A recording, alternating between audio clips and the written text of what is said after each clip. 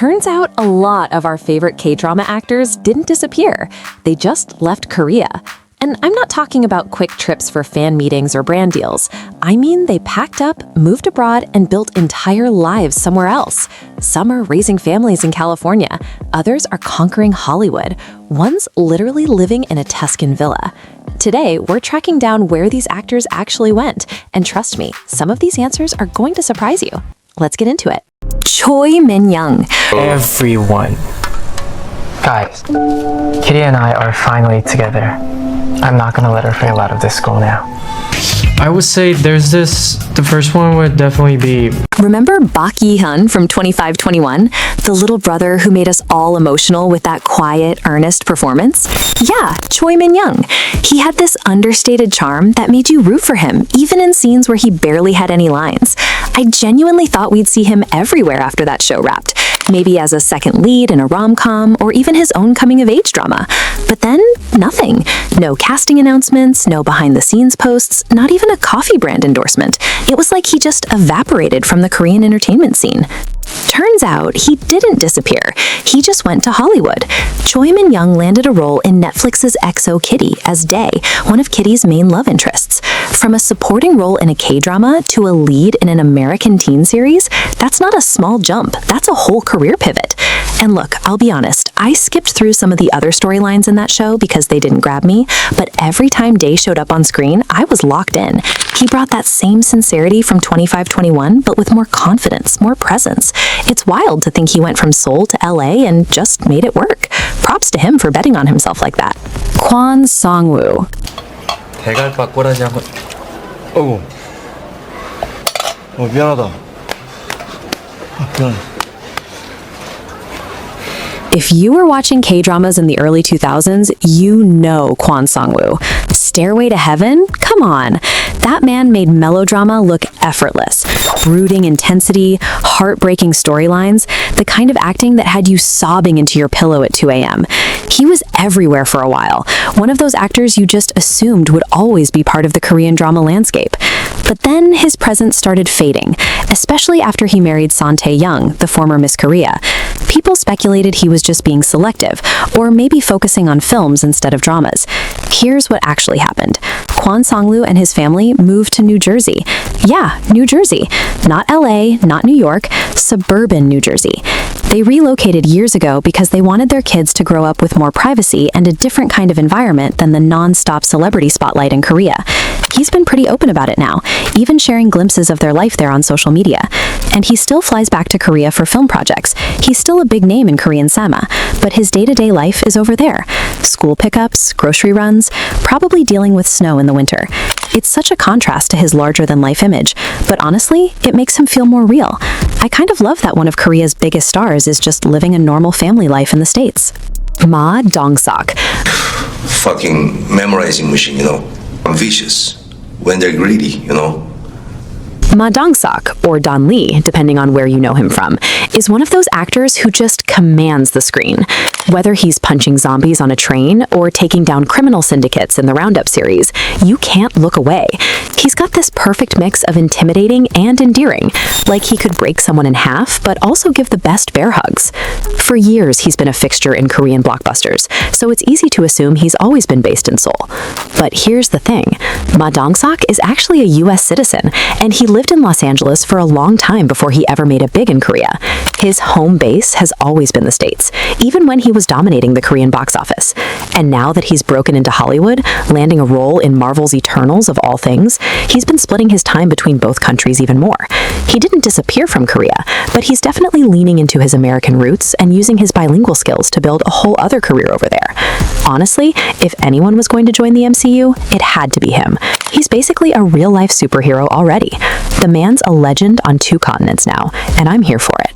Daniel Henney. I play Tadashi in Disney's Big Hero 6. Don't forget to catch the movie Big Hero 6 in cinemas soon in Thailand. Him in My Lovely Samsoon was a moment. That devastatingly handsome, half Korean, half American doctor who made everyone believe in love at first sight. Yeah, we all fell for that. He had this Hollywood leading man vibe mixed with just enough K-drama angst to make it work perfectly. For a while, he was the go-to international face in Korean dramas, and it felt like he could do no wrong. But then he started taking fewer Korean projects, and we were all left wondering where he went. Well, he was born and raised in the US, so it makes sense that he eventually gravitated back towards Hollywood. He's had a pretty solid career over there.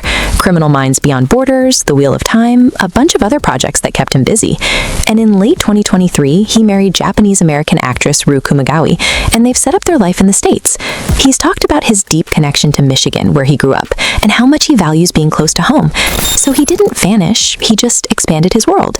He's one of those rare actors who can work on both sides of the globe without ever really leaving either one. That's a pretty incredible balance to pull off, honestly. Han Suk-kyu. 영광하네. 이 두. 그렇지. 아빠였다고 느꼈던 것 같아. This one's for the longtime fans. If you've only gotten into K-dramas in the last few years, you might not know his name. He's a legend. Back in the 90s, he was one of the biggest movie stars in Korea, known for intense, brooding roles in films like Shwiri and The Contact. He's got this voice that just commands attention, this gravitas that makes every scene feel important. But he's also incredibly selective with his projects, which means there are long stretches where he just isn't around, and fans are always left wondering where he went. Here's the backstory. Han Suk-kyu actually spent a big chunk of his youth living in California. He went to high school there, attended university in the US, and didn't return to Korea until he decided to pursue acting. Those years abroad shaped him in a major way. They gave him this desire for privacy and space that's pretty rare in the Korean entertainment industry. Even now, with his acclaimed Dr. Romantic series, he maintains a super private life. When he's not actively promoting something, he retreats from the public eye completely. He didn't move abroad this time around, but his early experiences instilled this almost reclusive approach to fame. It's part of what makes him so mysterious, honestly. You don't see him constantly, so when he does show up in a project, it feels like an event. Cha In-pyo. 앞으로 인터뷰할 때 왜 차인표 씨가 앙드레김 패션쇼의 모델로 나옵니까라는 질문 받으면 He was the romantic lead of the 90s and early 2000s. Handsome, earnest, the kind of actor who made you believe in true love. He was often paired with his real-life wife, Shin-era, and together they became one of Korea's most beloved power couples. They were everywhere back then, and it felt like they'd always be part of the Korean drama scene. But then, over the past decade or so, both of them gradually faded from view. No big announcements, no dramatic exit. They just stopped showing up. Turns out, Cha In-pyo and Shin-era moved to California, primarily for their children's education and to live a quieter life. They're both very vocal about their Christian faith and have been involved in a lot of philanthropic work, much of it centered in the US. Shin-era has actually made a bit of a comeback in recent years, appearing in some Korean dramas and films, but Cha In-pyo seems more focused on family life and his own creative projects, writing, directing, things he can do from his home base in the States. For a while there, it really did feel like they both vanished from the industry, but they were just building a completely different life across the Pacific. I respect that. Sometimes you need to step back and prioritize what matters most, even if it means leaving the spotlight behind. Han Ye-seul. All the illegal actions are taken under the name of legal and righteousness, and after all, isn't profit preceding everything else in evaluating the fund? She was always the one who did things her own way. Bold fashion choices, memorable roles like in Couple or Trouble, this almost ethereal vibe that set her apart from everyone else. She was effortlessly chic in a way that felt completely natural, never trying too hard. But after some high-profile relationships and a bit of controversy, she seemed to step back from the Korean entertainment industry. For a few years, it genuinely felt like she disappeared. She spent a lot of that time living in Los Angeles, where she was actually born and raised. She was reconnecting with her roots, living her life away from the constant scrutiny of the Korean media, and honestly, she looked happy. She'd post these glimpses of her fabulous LA life on social media, looking completely relaxed and unbothered. But here's the update.